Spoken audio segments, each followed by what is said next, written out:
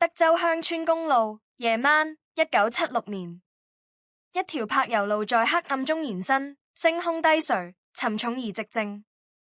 一輛破舊的1968年雪佛蘭皮卡車隆隆駛過，車頭燈劃破塵土與飛蛾滿布的空氣。收音機斷斷續續地傳來 Merle Haggard 的 Mama Tried。車內兩人沉默地坐着。亨利 Henry 中年，約35歲，瘦削，眼窩深陷，臉如風化的皮革，緊握方向盤，手指不安地抽動。旁邊的奧提斯 Otis 40歲出頭，矮胖，下巴鬆弛，頭髮油膩，腳趾關節上的結痂，呆望窗外。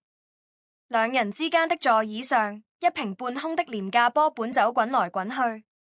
倒後鏡上，一張拍立得照片懸掛其上，照片中是一個女人的死臉，雙眼圓睜，凝固在驚恐中。亨利低吟，幾乎自言自語：你有沒有想過，奧提斯，我們這一切之後會有什麼等着我們？嘿，我猜就是更多的路吧。像我們這種人，哪有什麼天堂之門？奧提斯咕噥一聲，咧嘴笑說。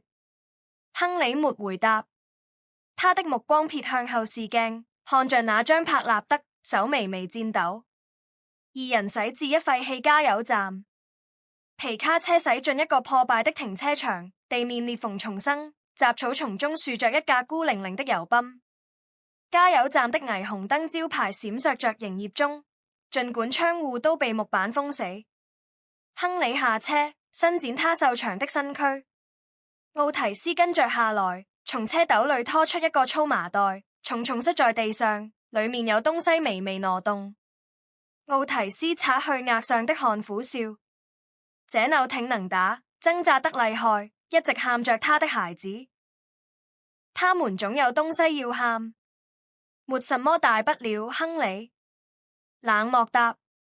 他點燃一根煙，火柴的光芒映出他的臉。冷漠的外表下藏着某種破碎的東西。奧提斯笑着踢了麻袋一腳。奧提斯，你想太多了，亨利。婆娘們一直都是這樣。亨利盯着麻袋，煙頭的紅光閃爍。麻袋裏傳來一聲微弱的呻吟。他的下巴繃緊。亨利回想起10歲時的某一夜，自己的瘦弱，滿身淤青，蜷縮在角落。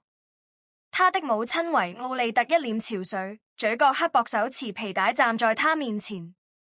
屋內散落着空酒瓶與煙蒂，為奧利特口齒不清，地呢喃着：你是個詛咒，小子，對我來說就是個該死的詛咒。他揮下皮帶，亨利沒哭，只是盯着他，眼中燃燒着安靜而可怕的怒火。窗外雷聲隆隆，廢棄加油站的一隻蒼蠅飛到亨利眼角，他眨了眨眼，記憶頓時消散。奧提斯正把麻袋拖向一個生鏽的油桶。奧提斯，你是要幫忙，還是就站在那發呆？亨利丟下煙蒂，用靴子碾滅，走過去。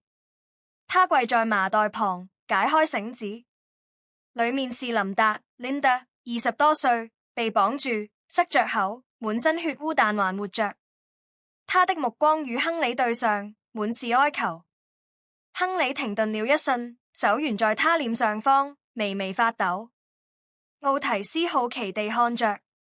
奧提斯，你怎麼了？他看着我，像他認識我。亨利低語。奧提斯咧嘴笑說：他們不是到人生最後都這樣嗎？亨利從腰帶上拔出一把獵刀。琳達的悶聲尖叫劃破夜空。鏡頭轉向上方閃爍的營業中招牌，聲音漸漸淡出。黎明，公路邊一家油膩的路邊小餐館。亨利與奧提斯坐在卡座裏，面前是冒着熱氣的破咖啡杯。服務生馬拉 Marla 40多歲，疲憊但友善，為他們續杯。馬拉，你們倆看起來像是開了一整夜的車，要去哪兒？亨利平淡地回應。沒什麼特別的地方。馬拉試探着，這條路上的人通常都有故事。你呢？亨利冷冷地說，沒什麼好說的。馬拉盯着亨利，眼中有什麼閃過，認出什麼，或是恐懼。他走開時回頭看了一眼。奧提斯大口喝咖啡，毫不在意。亨利望着窗外的初陽，玻璃中的倒影扭曲了他的臉。亨利似是睡眠不足，並一直以手揉眼，還像夢囈般呢喃。我一直看見他們，每一個，在黑暗裏，在安靜中，像在等我說什麼，可我什麼也說不出。濃霧中，亨利獨自走在密茂的叢林中，肩上扛着一把鏟子。奧提斯留在後面清理。空氣中充滿蟬鳴。他停在一處淺墳前，新挖的。一隻女人的手從土裏伸出，手指彎曲，像在找什麼。亨利凝視着，像是被定住了。亨利低語：你還在這兒，對吧？風起，樹葉沙沙作響。一個微弱的聲音，像人聲，從風中傳來。亨利瞪大眼，丟下鏟子，後退。原來只是風聲。晚上汽車旅館房間中，亨利坐在塌陷的床上，盯着一堆柏納德，數十張死人面孔。奧提斯睡在地板上，寒聲震天，手裏還抓着酒瓶。電視閃着雪花，然後切入新聞。警方持續調查德州與奧克拉荷馬州的一系列失蹤案件。亨利拿起一張柏納德·林達的臉，他的眼睛仿佛在跟着他。他丟下照片，手抖得厲害。亨利腦中似有一段深沉聲音：殺人本身不難，是之後的感覺，那重量，像他們都跟我一起上路了，擠得滿滿的。房間角落有影子移動，亨利猛轉身，什麼也沒有，但空氣變得更沉重，沉默更響亮。第二夜，雪佛蘭皮卡在路上咆哮，亨利獨自開車。奧提斯不在了，被亨利因日益加劇的偏執丟在路邊水溝裏，永遠醉死。收音機吐出雜音，然後一個聲音，微弱女聲，帶着哀求。收音機沙沙作響。為什麼，亨利？為什麼是我們？亨利猛踩剎車，車子打滑失控，他跌跌撞撞下車，喘着氣望向黑暗。人影從陰影中浮現，林達，其他人數十個，蒼白沉默，目光鎖定他。他們沒動，只是看着。